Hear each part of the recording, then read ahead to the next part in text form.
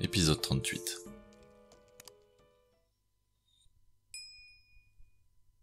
Une seconde plus tard, j'ai ouvert les yeux. Où était passée la ruelle? J'étais dans une pièce avec les murs en béton. Je ne pouvais voir aucune fenêtre. J'ai essayé de lever mes mains pour toucher mon visage, mais elles étaient bloquées. Je ne pouvais pas les bouger de plus d'1 centimètre. J'étais attaché, peut-être à une chaise. Aïe, ma poitrine me faisait mal. Le fait d'y penser rendait la douleur plus pire. Tout mon dos était juste douloureux. J'ai fermé les yeux et essayé de respirer lentement. Cela ne m'a pas beaucoup aidé, mais j'étais prête à prendre tout ce que je pouvais. De plus, la pièce tournait. Ça me donnait la nausée. Stupide pièce. Combien de temps s'est écoulé? J'avais l'impression qu'il n'y en avait pas eu du tout. Mais mon esprit avait progressivement compris que j'avais en fait perdu connaissance et qu'on m'avait déplacé. On m'avait tiré dessus. Il m'a fallu 1 minute ou 2 pour m'en rendre compte. Ça n'a pas fait aussi mal qu'on peut le croire. Je n'étais pas encore morte. Il faut penser aux choses positives. Je me suis souvenu du moment où j'ai acheté le gilet, résistant aux balles, il avait dit. Résistant comment? Eh bien, clairement, pas assez résistant pour l'arrêter. J'étais certaine qu'elle l'avait traversé. Même si ce n'était pas le cas, la force a dû au moins casser une côte, vu ma difficulté à respirer. Pourtant, je n'étais pas morte. Je pouvais respirer même si ça faisait mal, et je ne crachais pas de sang. La balle ne peut pas avoir atteint mon poumon. Lorsque cela fait partie de votre liste de points positifs, vous savez que vous avez des problèmes. Enfin, j'ai commencé à soupirer, et ça s'est transformé en un sifflement de douleur, rapidement suivi d'un gémissement. Je n'étais pas dans une bonne situation ici. Mon Dieu, j'ai été tellement stupide de tomber dans ce piège. J'aurais dû écouter mon instinct et m'éloigner. Maintenant, je suis quoi? Capturé? C'est comme ça que tu appelles ça? Moi, j'appellerais ça être piégé, comme une bleue. Pourquoi diable ai-je décidé de faire ça? Stupide, quelle idiote. Je pourrais être assise, tranquille, à la maison à rien faire. Ok, pas grand-chose, mais au moins, je serais en vie.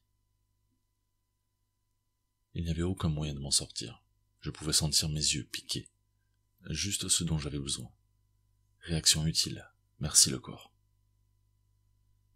Un visage mouillé va vraiment m'aider. Tu as du mal à respirer. Faire couler son nez quand on ne peut rien y faire, c'est utile ça. J'ai attendu.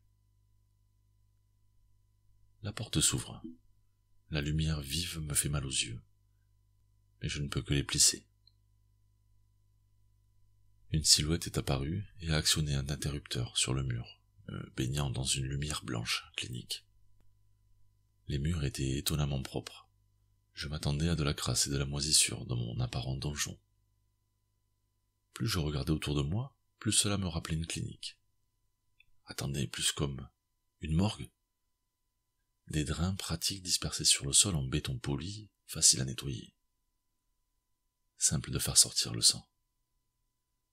Je pense que j'aurais préféré un sol crasseux. Lorsque mes yeux se sont finalement adaptés à la lumière, j'ai trouvé un jeune homme debout, devant moi. Il m'a regardé d'un air curieux. « Bonjour », a-t-il dit. Il voulait une réponse de ma part ou quoi? Quel genre d'introduction était-ce? Je me suis résigné à le regarder fixement. « Je suis Andreas Lass. Vous m'avez causé beaucoup d'ennuis, jeune fille. » Mince. La famille Lass. La famille Lass était reconnue de la Colmec. Andreas avait l'air d'avoir 30 ans. Il devait être le fils d'Anton Lass, l'un des chefs de gang les plus redoutés de Montréal, jusqu'à sa mort dans une fusillade l'année dernière. Donc son fils a repris l'affaire familiale. Je suppose que ça explique le relâchement du gang.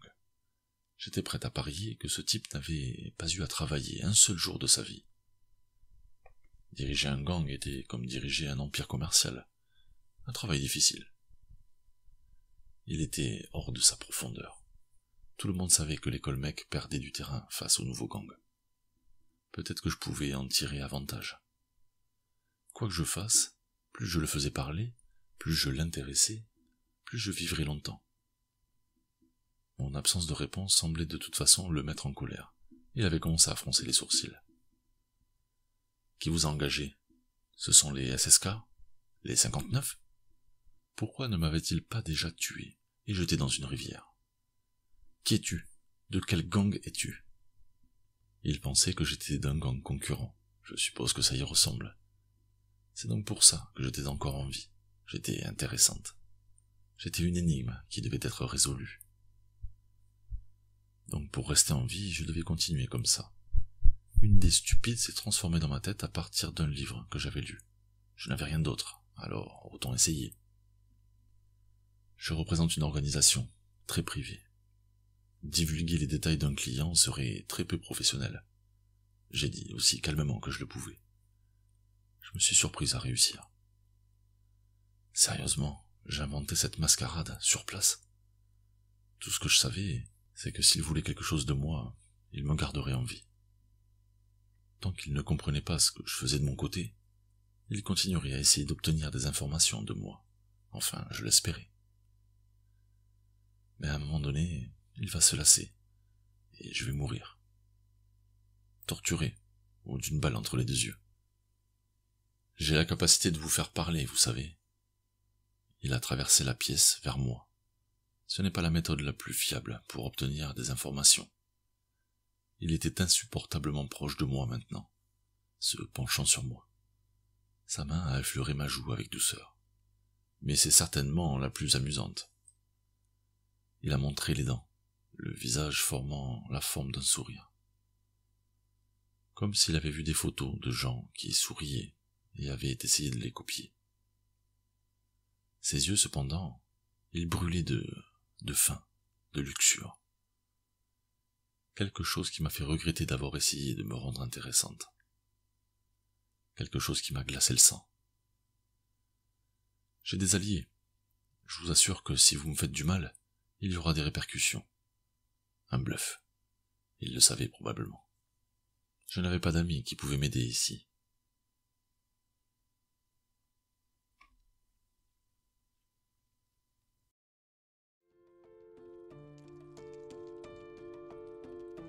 Épisode 39.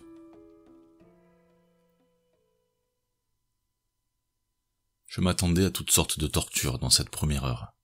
Il semblait avoir des plans à plus long terme. Cette première rencontre n'avait pas été aussi mauvaise que je le craignais. Il avait parlé de moi, enfin à moi, pendant au moins une demi-heure. C'était tout, parler.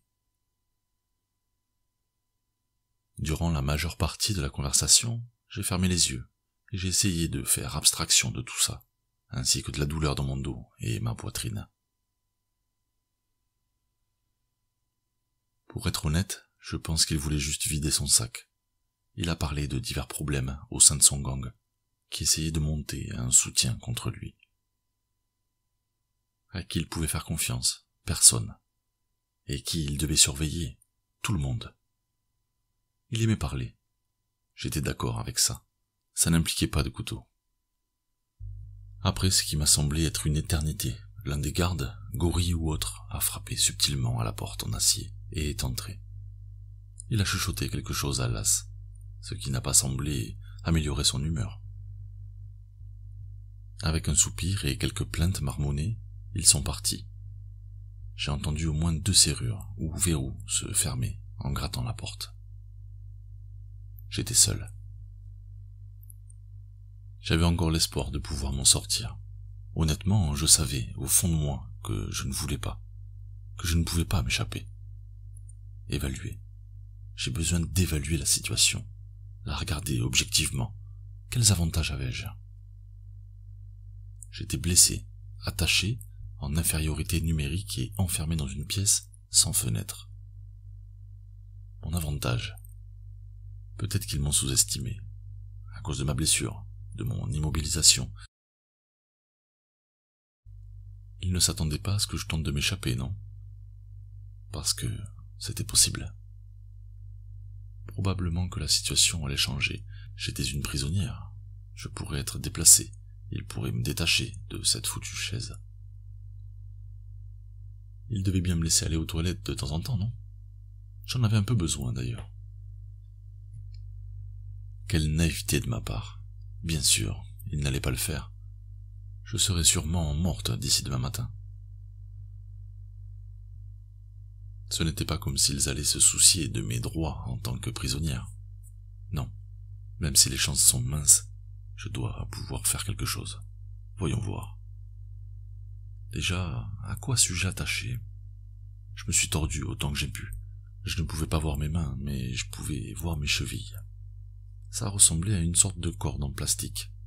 C'était serré. Ok, je suis collé sur cette chaise. Mais cette chaise est-elle collée au sol? Est-ce que je peux bouger avec elle? J'ai essayé de sauter, de basculer et de glisser, en projetant mon corps autant que possible dans les limites de mes liens et de la douleur qu'ils provoquaient. Je pouvais bouger. Je pouvais remuer. Je me suis détendu, me laissant aller et ressentir le soulagement de ne pas être complètement impuissante, même si c'était faux. Ok, il y avait quelque chose que je pouvais utiliser pour couper ou briser les liens. Cette stupide pièce n'avait rien à l'intérieur. Il n'y avait même pas de tuyau sur le mur contre lequel je pouvais essayer de frotter ces liens. C'était juste du béton. Tout ce que j'avais, c'était 4 murs. Eh bien, ce n'était pas rien, n'est-ce pas? Peut-être que je pourrais... Je me suis laborieusement déplacé vers l'arrière en avançant ma chaise vers le mur du fond. Ça semblait prendre une éternité. J'ai dû abandonner et me reposer 3 fois. Je pouvais voir 3 petites flaques de sang traçant l'endroit où j'avais été. La balle avait donc traversé. Pourtant, il n'y en avait pas beaucoup. Je ne pensais pas que c'était le cas, de toute façon. Une fois sur place, j'ai commencé à frotter les cordes en plastique contre le béton. Je n'avais qu'1 centimètre de mouvement et aucune idée si ça faisait quelque chose. Je pouvais à peine me retourner et regarder. Quand je passais enfin et que j'avais les mains libres, qu'allais-je faire? La porte était clairement en acier. Je doutais de pouvoir y faire une entaille, même avec une parfaite condition physique. Peut-être pourrais-je frapper, faire venir un garde pour vérifier le bruit et lui sauter dessus. Ou je pourrais attendre le retour de l'as et le surprendre. Cela me donnerait au moins un otage. Alors, j'aurais une chose de plus pour moi. Une tentative d'otage ratée pourrait être un moyen pratique de se débarrasser d'un chef indésirable.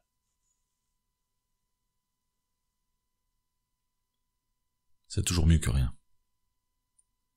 J'avais des crampes dans les bras en essayant de passer à travers les cordes. Je ne savais toujours pas si j'en étais loin ou pas. Mes tentatives étaient passées de mes mouvements rapides et frénétiques initiaux à un lent grincement méthodique. Pour être honnête, j'étais prêt à abandonner. Pour ce que j'en sais, je ne faisais même pas une entaille. Un tas de pensées ont tourné dans ma tête.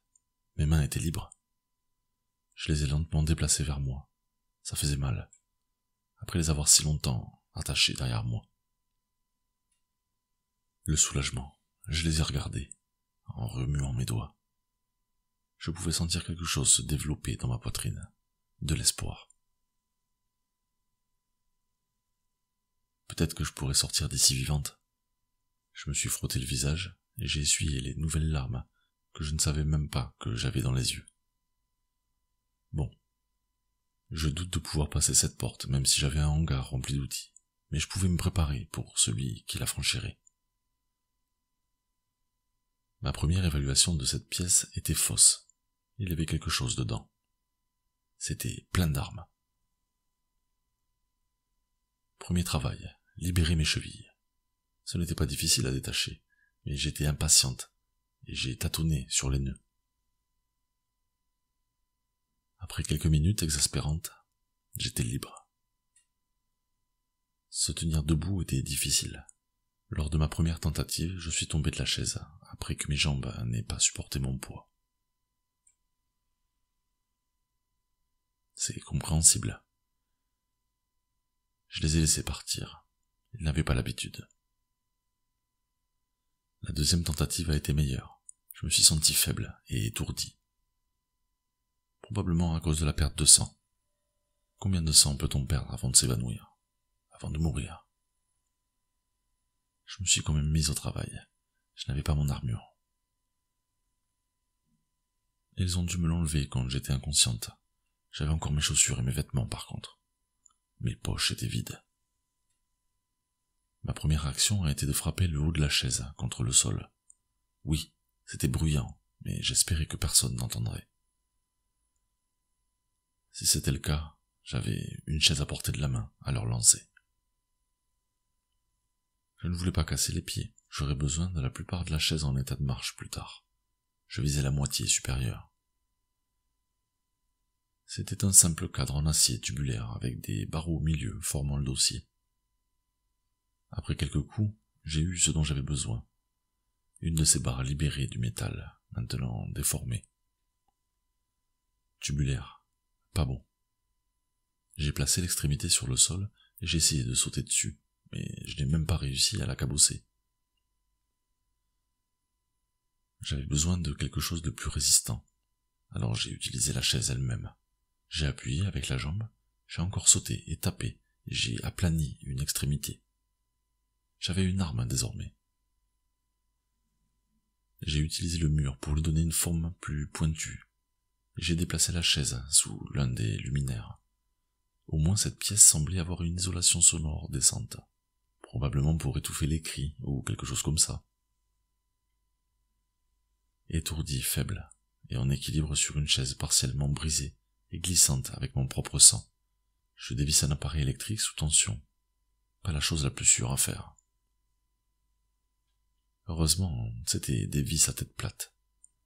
Les lampes étaient encastrées dans le plafond sous des bandes rectangulaires de ce que j'espérais être du verre et non du plastique. Mon outil improvisé a glissé et s'est raflé. Mais j'ai réussi à retirer les vis avec quelques jurons et en faisant levier. J'ai doucement abaissé le couvercle en maintenant le verre en place. C'était chaud à cause de la matrice de LED en dessous.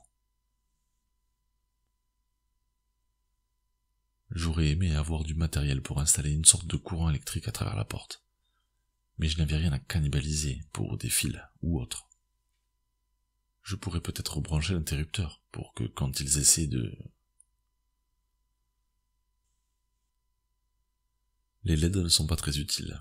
Elles n'ont pas été assez chaudes pour brûler et les fils n'étaient pas assez longs pour être utilisés à d'autres fins. Trop petits pour être cassés et utilisés comme arme. Mes visions de l'utilisation d'une ancienne ampoule en verre traditionnelle brisée pour poignarder des gens m'ont presque fait rire. Cela aurait probablement été un fou rire hystérique. Je suis descendu avec mon prix soigneusement gagné. Une vitre rectangulaire d'environ 30 cm. Maintenant, je devais la briser, comme il faut. En utilisant le tournevis improvisé en diagonale dans le dos, j'ai retiré mon t-shirt et je l'ai recouvert. Je ne voulais pas que des éclats de verre s'enfoncent dans ma main, si ça se passait mal. En appuyant avec la paume de ma main dans chaque coin, j'ai obtenu un craquement satisfaisant. J'ai enlevé le t-shirt. 2 triangles, parfait. Les extrémités larges étaient bien trop grandes pour que ma main puisse les contourner. J'ai essayé à nouveau, en essayant de former une forme de lame. La première tentative n'a pas fonctionné, la fente s'est courbée et a donné lieu à 3 triangles tronqués de taille égale. Je ne voulais pas perdre de temps à démonter l'autre luminaire. Je ne savais pas quand quelqu'un allait passer la porte. Heureusement, en répétant le processus, j'ai obtenu le résultat souhaité. Un éclat de verre de 30 cm de long, à l'aspect plutôt mortel. En le saisissant le long du bord arrière droit pour ne pas me couper, je l'ai utilisé pour déchirer à la moitié une bande de tissu du bas du t-shirt. Et je l'ai enroulé autour d'une extrémité pour former une poignée. Maintenant, je ne me couperai pas la main, et je pourrais l'utiliser comme une dague. Je n'ai pas pu m'empêcher de sourire en le voyant dans la main. C'est drôle comme on se sent fier d'avoir fabriqué quelque chose, même si c'était simple comme un homme des cavernes. Mon attention s'est reportée sur la chaise. Son travail terminé, j'ai commencé à la démonter en la tapotant, la tordant et la frappant. Lorsque j'ai finalement déchiré l'une de ces longues pièces métalliques qui formaient le pied et le dossier, j'ai poussé le reste du désordre tordu dans le coin, hors de vue de la porte. Avec un peu plus de lutte, j'ai réussi à la redresser à peu près. Ce n'était pas aussi lourd que je l'aurais voulu, mais ça ferait l'affaire. Je pressai le bout à plat et l'aiguisai, comme j'avais fait pour le tournevis. Et je me retrouve avec un bâton pointu, aussi long que ma jambe. J'ai décidé que je ne pouvais pas faire grand-chose avec l'interrupteur, sans que cela soit vraiment évident. Je me suis dit qu'il était plus important d'être en position d'attaquer que d'avoir une chance d'accomplir quelque chose avec. J'ai frissonné. Puis je me suis rendu compte que j'avais enlevé mon t-shirt et que j'étais pratiquement torse nu. Pour une raison bizarre, j'ai paniqué, j'ai rougi et j'ai jeté un rapide coup d'œil dans la pièce. Comme si j'avais plus peur que quelqu'un me voie sans mon haut que quelqu'un me voie en train de fabriquer une tentative d'évasion. Me sentant un peu stupide, j'ai récupéré mon t-shirt, maintenant légèrement plus court, et l'ai remis. La dernière chose que je fis fut d'utiliser ma lance pour briser la dernière lampe. Ça les obligerait à devoir s'adapter à l'obscurité. Bien sûr, je devais m'adapter à la lumière plus vive, mais s'ils entraient dans la pièce, j'avais un avantage. De plus, il faut moins de temps pour s'adapter à la lumière qu'à l'obscurité. Enfin, je pense. En tâtonnant jusqu'à la porte, je me suis accroupi et me suis résigné à attendre, mes armes artisanales serrées dans mes poings, et j'avais vraiment besoin d'aller aux toilettes.